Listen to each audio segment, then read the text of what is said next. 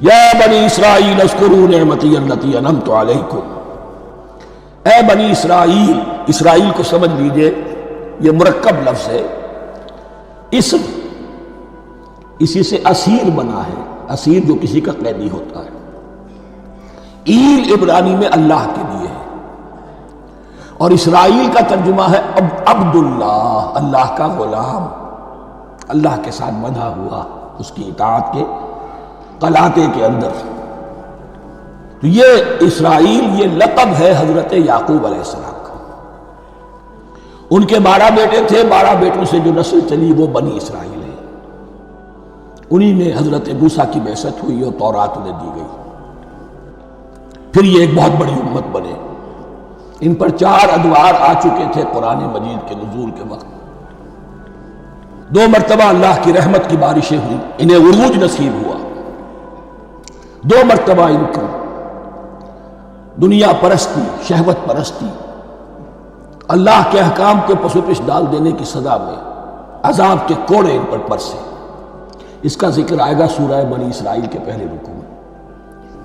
اس وقت جب کہ قرآن نازل ہو رہا ہے، اس وقت وہ اپنے اس زوال کے دور میں تھے۔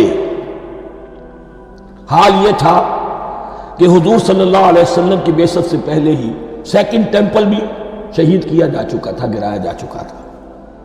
حضرت سلیمان نے جو بنایا تھا ہیکل سلیمانی، جس کو یہ 1st ٹیمپل کہتے ہیں، اسے نیبوکدنضر نے گرا دیا تھا حضرت مسیح سے بھی کئی 100 سال پہلے۔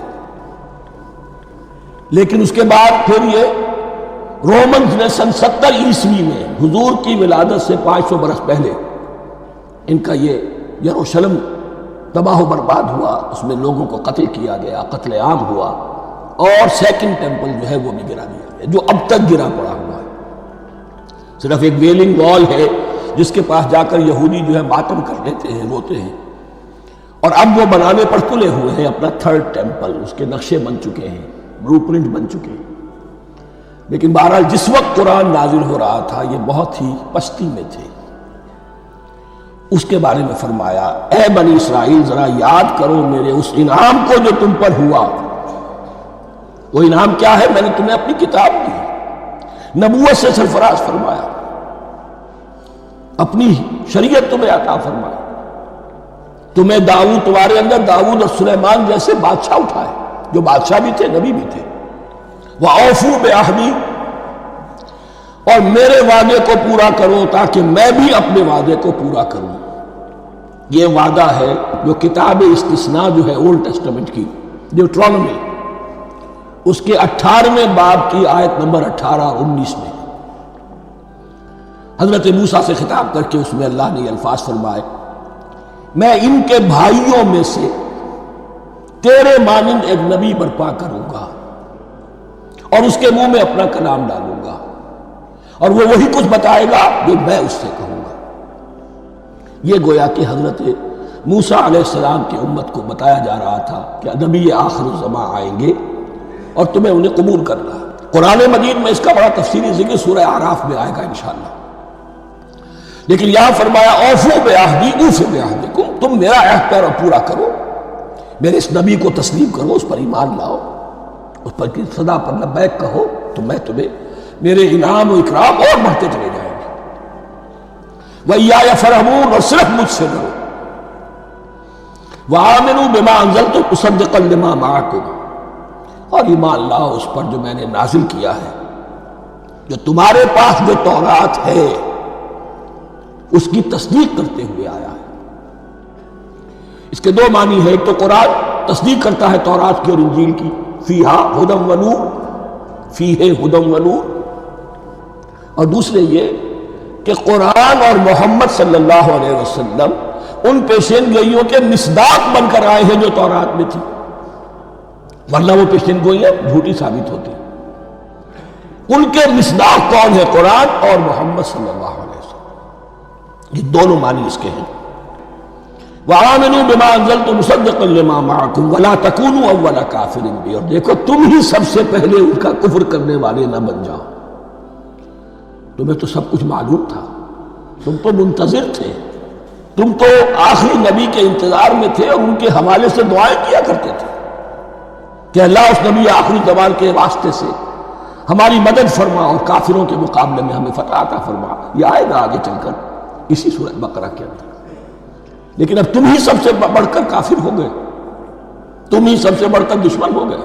وَلَا تَكُونُوا أَوَّلَ كَافِرٍ بِهِ وَلَا تَشْتَرُوا بِآيَاتِي ثَمَنًا قَلِيلًا. اور دیکھو میری ان آیات کے عوض حقیر سی قیمت قبول نہ کرو. یہ آیات الہیہ ہیں، ان کو رد کر رہے ہو کس لیے؟ ہماری مسندیں، ہماری حیثیت، ہماری چودراہٹیں، کہیں ان پر کوئی آنچ نہ آ جائے. حقیر سی چیزیں، یہ صرف اس دنیا کا سامان، اس کے سوا کچھ نہیں. وَلَا تَشْتَرُوا بِآيَاتِي ثَمَنًا قَلِيلًا وَإِيَّايَ فَاتَّقُونِ. اور صرف مجھ سے تقوی اختیار کرو، میرا تقوی اختیار کرو. وَلَا تَلْبِسُوا الْحَقَّ بِالْبَاطِلِ وَتَكْتُمُوا الْحَقَّ وَأَنْتُمْ تَعْلَمُونَ. اور نہ گڈمڈ کرو حق کے ساتھ باطل کو، اب چھپاؤ حق کو ذرا حالے کہ تم جانتے ہو. یہ بات اچھی طرح نوٹ کر لیں، جانتے بوجھتے کرو. ایک ہے مغالطے میں کرنا، وہ ضلالت ہے، گمراہی ہے. ایک جان بوجھ کر کرنا، حق کو پہچان کر اسے رد کرنا، یہ پھر اللہ تعالیٰ کے غضب کو دعوت دینا ہے. ریت آف اللہ، اس کے غضب کو دعوت دینا ہے کہ حق کو پہچان کر اس کی نفی کی جائے. وَأَنْتُمْ تَعْلَمُونَ. علماء یہود قرآن مجید میں آگے چل کر آئے گا ایسے پہچانتے تھے محمد کو اور قرآن کو جیسے اپنے بیٹوں کو. یعرفونہ کما یعرفون ابناہم، ایسے پہچانتے جیسے اپنے بیٹوں. وَأَقِیمُوا الصَّلَاةَ وَآتُوا الزَّکَاةَ. دیکھو نماز قائم کرو، زکوٰۃ ادا کرو. وَارْکَعُوا مَعَ الرَّاکِعِینَ. اور جھکنے والوں کے ساتھ جھکو. یہ اول تو رکوع کو انہوں نے اپنے ہاں سے خارج کر دیا تھا، ثانیاً باجماعت نماز ان کے ہاں ختم ہو گئی تھی. وَارْکَعُوا مَعَ الرَّاکِعِینَ، جماعت باجماعت نماز کی طرف اشارہ ہے. أَتَأْمُرُونَ النَّاسَ بِالْبِرِّ وَتَنْسَوْنَ أَنفُسَكُمْ. کیا تم لوگوں کو نیکی کا حکم دیتے ہو، تقویٰ کی، پارسائی کی تعلیم دیتے ہو؟ میں کہہ رہا ہوں نا کہ اصل میں مخاطب کون ہے؟ علماء یہود. اس آیت سے ثابت ہو گیا عالم ہمارا بھی جب بھی کھڑا ہوگا اونچے سے اونچا آواز کہے گا، اعلیٰ سے اعلیٰ بات کہے گا. اکثر و بیشتر کا حال یہ ہے کہ ان کا اپنا کردار دیکھیے تو کوئی مناسبت ہی نہیں اس سے جو وہ بات کہہ رہا ہے. جو لوگوں کو دعوت دے رہا ہے اس پر خود عمل نہیں. تو یہی در حقیقت علماء یہود کا کردار بن چکا تھا. أَتَأْمُرُونَ النَّاسَ بِالْبِرِّ وَتَنْسَوْنَ أَنفُسَكُمْ. کیا تم لوگوں کو نیکی کا حکم دیتے ہو اور خود اپنے آپ کو بھول جاتے ہو؟ وَأَنْتُمْ تَتْلُونَ الْكِتَابَ. اور یہ سب کچھ تم کر رہے ہو اس حال میں کہ کتاب پڑھتے بھی ہو، تورات پڑھتے ہو، صاحب تورات ہو. ہمارے بھی بہت سے علماء کا علماء سو جنہیں ہم کہتے ہیں حال یہ ہو چکا ہے. خود بدلتے نہیں، قرآن کو بدل دیتے ہیں. ہوئے کس درجہ فقیہان حکم بے توفیق.